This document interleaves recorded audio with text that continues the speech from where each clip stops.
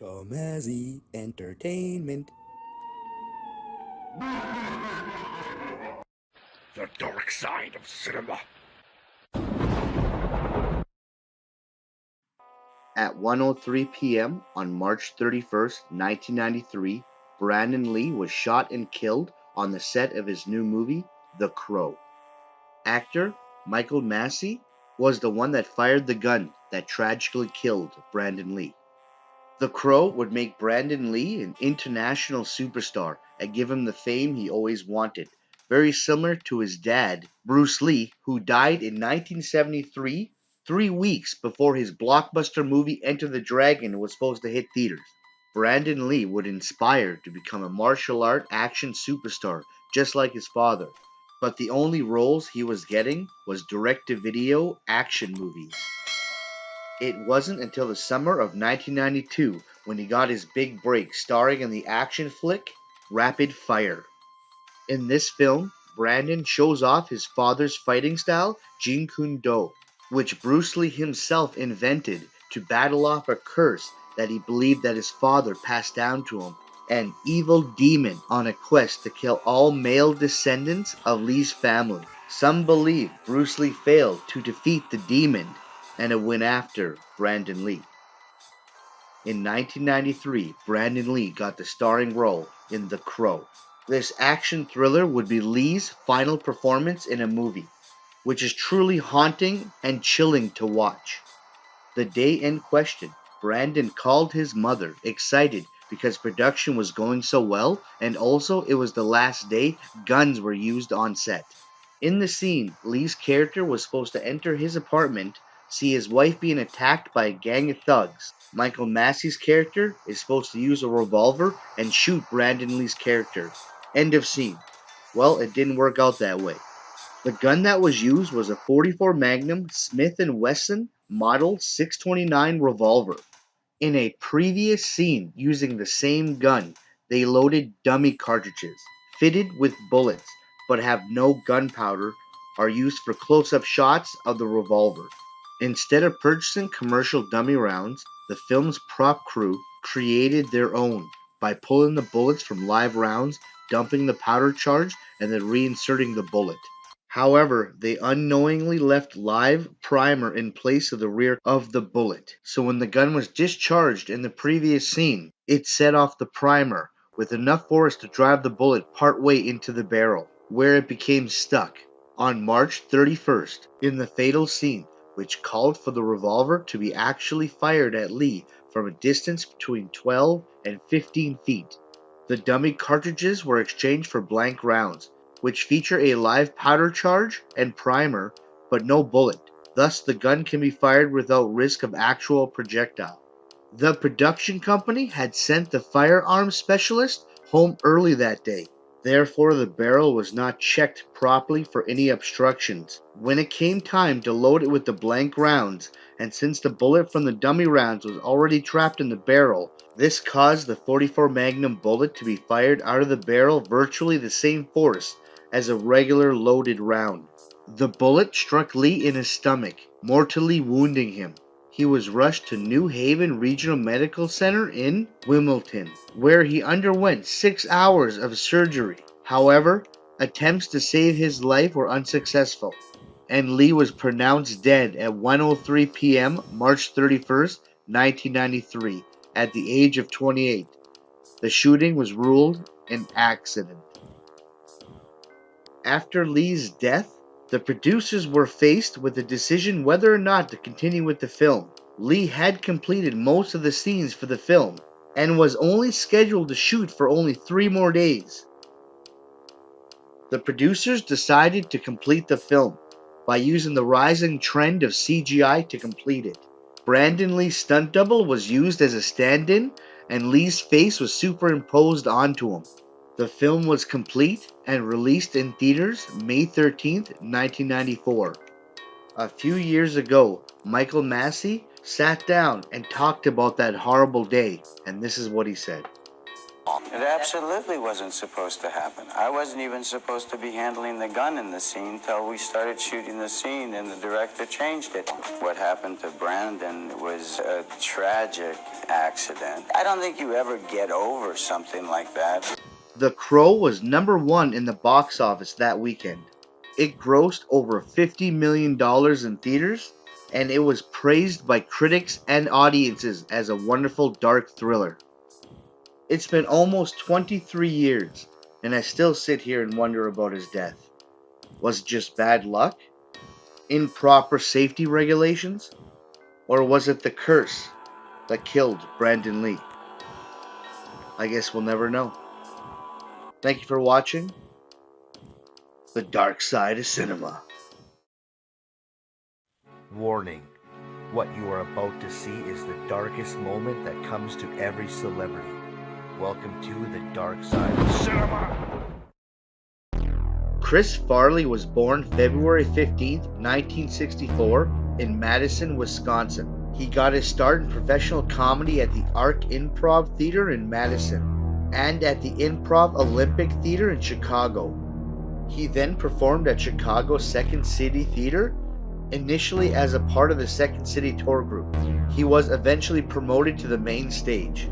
This caught the attention of Lorne Michaels, the producer of Saturday Night Live, and between 1990 and 1995, Chris Farley and fellow cast members delivered some of the most funny and memorable comedy sketch moments ever in Saturday Night Live.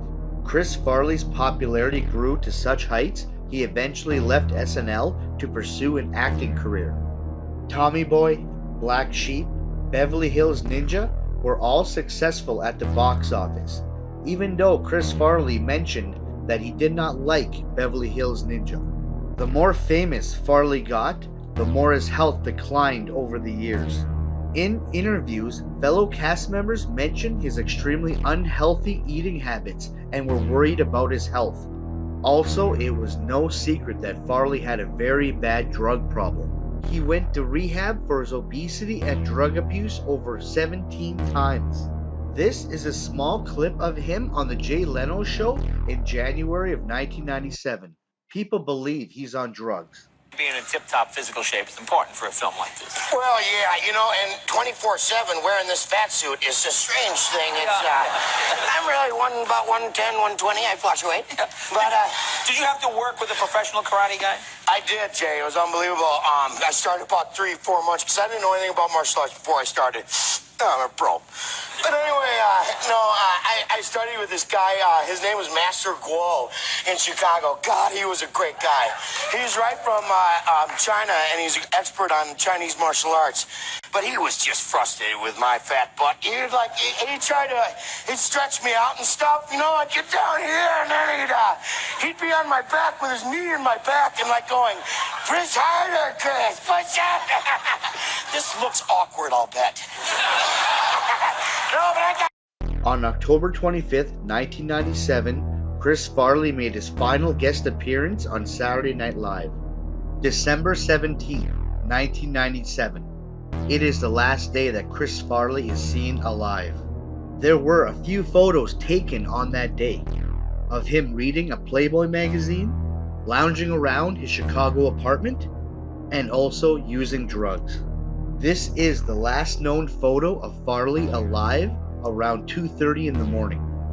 On December 18th, 1997, he was found dead by his younger brother John in his apartment in Chicago. An autopsy later revealed that Farley had died from a cocaine and morphine overdose early that morning. Warning, what you are about to see are 2 real photos of the crime scene. If you don't want to see this, please turn off the video now. If you like to remember Chris Farley as that lovable guy who made you laugh, please turn off the video now. This is your final chance to push stop now. Okay, here we go.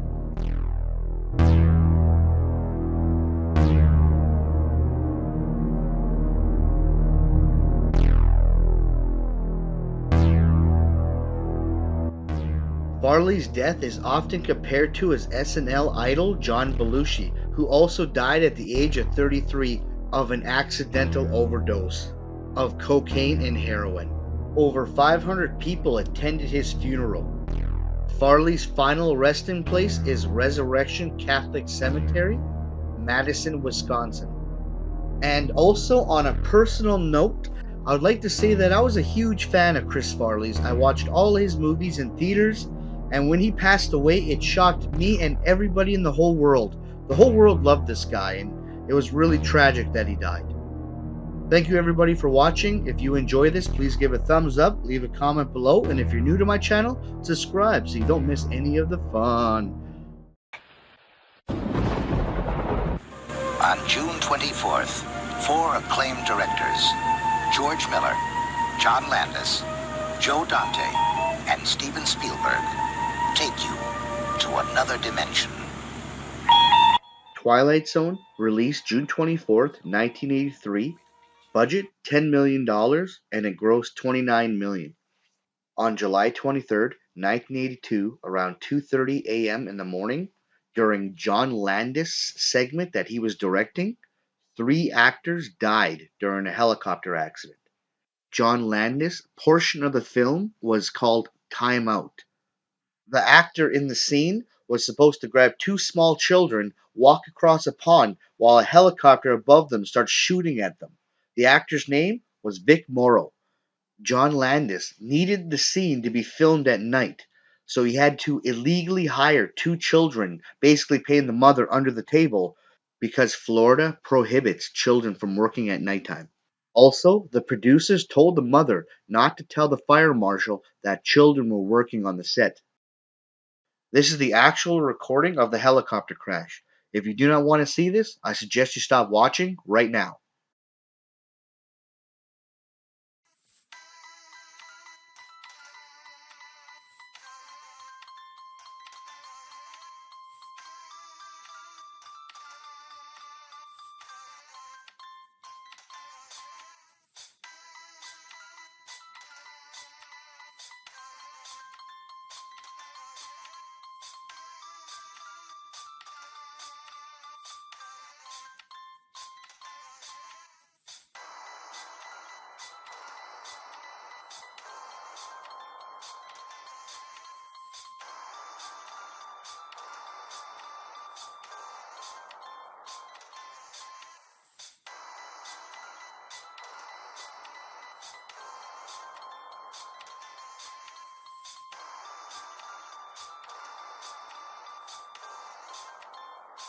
Vic Morrow's family sued and settled out of court, and so did the mother of the 2 children. She received millions of dollars, an estimation of what their children probably would have made in Hollywood.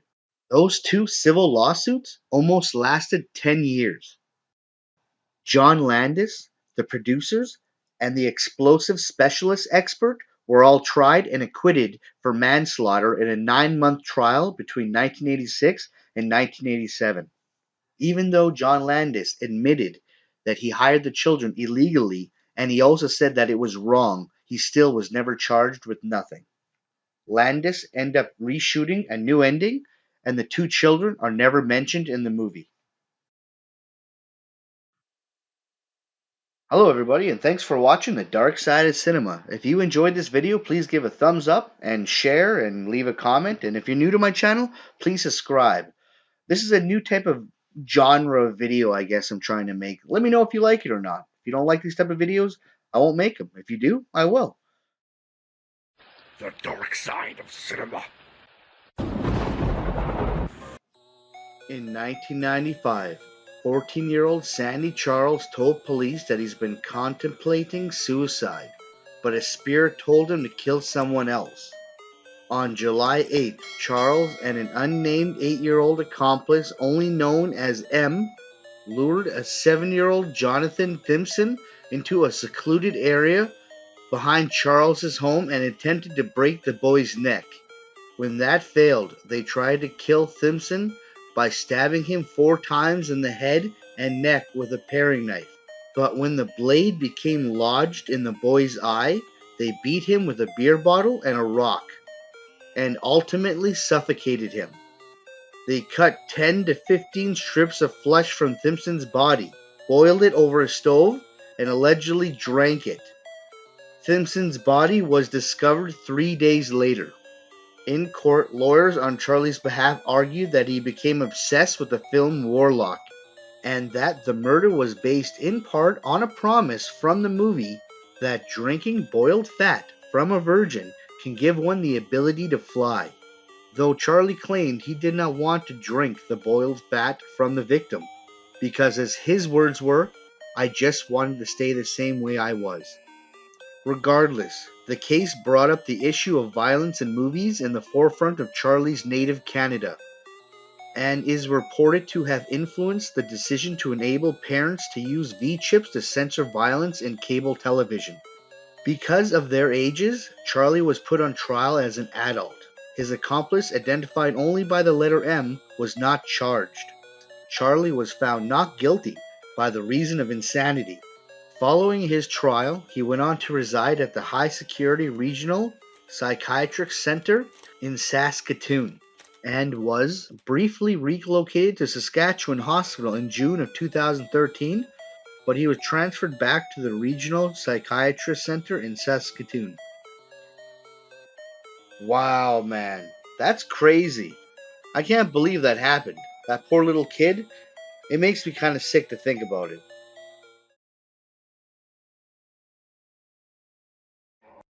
Hello everybody, it's D-Laps. I'm here to bring you a review and some crazy information about this movie that's after the review. So let's get to the review. Warlock is like a science fiction horror thriller. And the reason I say science fiction is because it has a time travel element. The movie starts in 1691.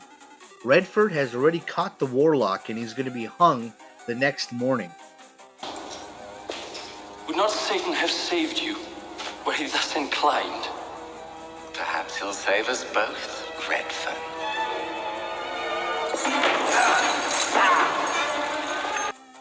As soon as Redford leaves the room, a dark stormy cloud goes over the building and the devil warps the Warlock to the present time, which is 1989. Now later on in the film, the Warlock finds out the reason that he was brought to this time is to find all the pieces to the devil's Bible. There are 3 pieces to the Bible he must collect all together. If the Warlock has all 3, he can basically destroy everything God created. Then you have a third female character, which is named Cassandra, and she's forced into the situation where she has to help Redford stop the Warlock. Are you saying that tomorrow I'm gonna wake up 60? I say this. Unless you find the Warlock and thereby your bracelet, you shall die in but half a week. Die? Of old age. And I can say this about all the characters in the movie, that they're interesting and they're cool. Especially Redford and the Warlock. Because this movie kind of has a Terminator feel. Because they go through time and Redford's trying to stop the Warlock from destroying mankind. And just like Terminator, some of the best parts of the movie is when the Warlock and Redford have their little fights throughout the film. When one life too many you did steal.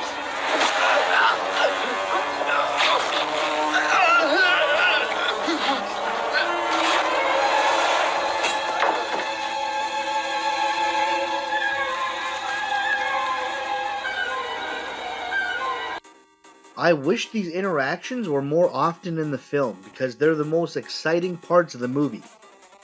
Also, I want to mention the practical and special effects. They're surprisingly better than you would expect. Even though this is a low budget movie, it feels like it has high production value. Another thing that's really well done is the music. It has a creepy melody that stays with you long after the movie ends. Like, you think about this melody for a while.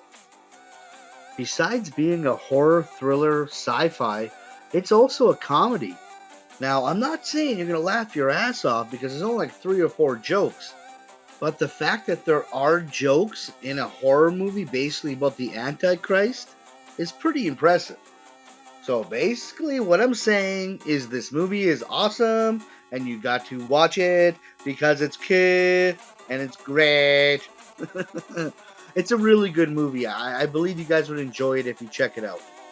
Now that I think about it, the only real negative thing I have about this movie is that I wish it was longer and more fight scenes. So I'm going to give this a 9 out of 10. This movie is epic and you got to watch it. But there is a very dark side to this movie that happened about 6 years after the film's release. What up, everybody? It's D-Lips, and I'd like to thank you for watching my new series, The Dark Side of Cinema. If you enjoy this, please give a thumbs up. If you're new to my channel, subscribe, please. And also, leave a comment and let me know what you think. Thank you, and have a great one, guys.